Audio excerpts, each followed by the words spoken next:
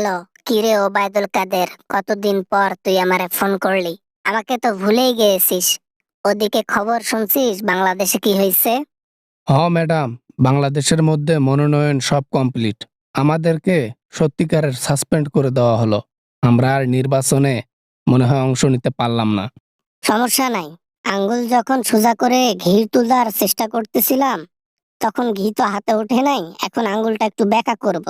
সমস্যা নেই রে ওবায়দুল কাদের। এখন আর বাংলাদেশে গিয়ে কি লাভ হবে? মনোনয়ন সব কমপ্লিট বিএমপির। 237টা আসন পেয়েছে।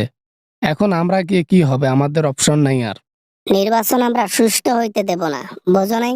বিশৃঙ্খলা সৃষ্টি করাবো। আমাদের খিচুড়ি লীগ আছে না বাংলাদেশের মধ্যে, তাদেরকে টাকা পাঠাবো, ব্যাস। এখন খিচুড়ি খিচুড়ি খায় না, এখন শুধু বিরিয়ানি খায়। এখন টাকা দিয়েও কাম হবে না। মাস্ক পরে পরে ছেলেরা এখন মিছিল করে আমাদের নামে, বুঝছেন? কি হলো রে ওবায়দুল কাদের, কি হলো? জীবনটা ধ্বংস হয়ে গেল। কি নাতে কি করলাম, ছোট একটা ভুল থেকে বড় একটা ভুল হয়ে গেল। এখন কি হবে আমাদের? কি আর হবে? কিছু করার নেই। আমি সৌদিতে সেটেল হয়ে গেছি। আর জীবনও বাংলাদেশে যাব না। আপনিও দিল্লিতে মোদিকে বিয়া করে আপনিও ওই দিল্লিতেই সেটেল হয়ে যান। কেমনে বিয়ে করব তারে? এমনিতেই থাকতেছি একসাথে। বিয়ে করলে আরো এই ইন্ডিয়াতে থাকা হবে না। আর ইন্ডিয়া ছাড়া আমার কোনো গতি নাই, কেউ স্থান দেবে না তো। তাইলে ম্যাডাম আর কিচ্ছু করার নেই, বুঝছেন? কিচ্ছু করার নেই। এখন কি করার থাকবে বলেন? আওয়ামী লীগ ব্যান্ড হয়ে গেছে। আর আমরা কখনো নির্বাচনও করতে পারবো না দেশের মধ্যে। কি হবে এখন আমাদের? আমাদের জীবনটা ধ্বংস হয়ে গেল। এখন কি করব? কিছু করার নাই। কোনো দেশ স্থান দিচ্ছে না। এমন ছাওয়া পয়দা করছি, সে ছাওয়া আমাকে নিয়েও যায় না। কেন ম্যাডাম? সজীব ওয়াজেদ জয় কি আপনাকে কখনোই নিতে চায় নাই? আপনি ওখানে যান, সজীব ওয়াজেদ জয়ের কাছে যান। আপনার সন্তানের সাথে বাকি জীবনটুকু কাটিয়ে দিন। কতবার কত করে বললাম যে বাবা জয়, তুমি আমাকে নিয়ে যাও, নিয়ে যাও। আমি এই দেশের মধ্যে থাকতে চাই না, আমি দিল্লিতে থাকতে চাই না। কে শোনে কার কথা? নিল না। যাই হোক বাবা, খুব ভালো বেঁচে গেছি।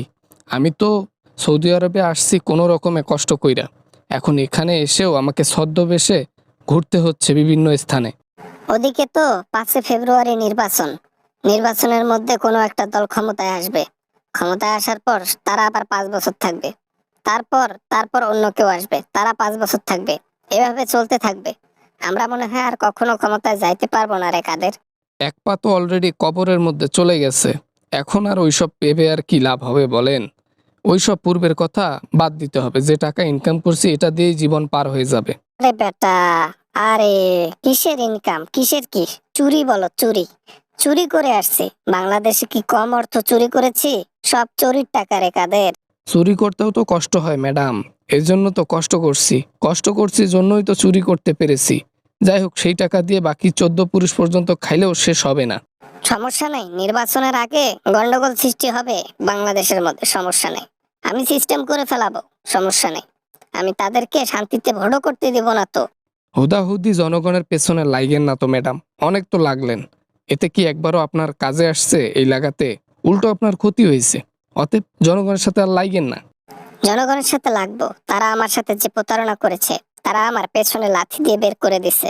আমাকে দিল্লিতে পাঠাই দিছে। আমাকে নির্বাচনে অংশ নিতে দেয়নি, সাসপেন্ড করে দিছে।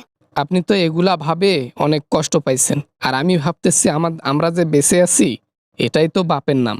বোঝেন নাই? যাই হোক, অনেক কথা বললাম, আর কথা বলতে পারবো না। Good bye.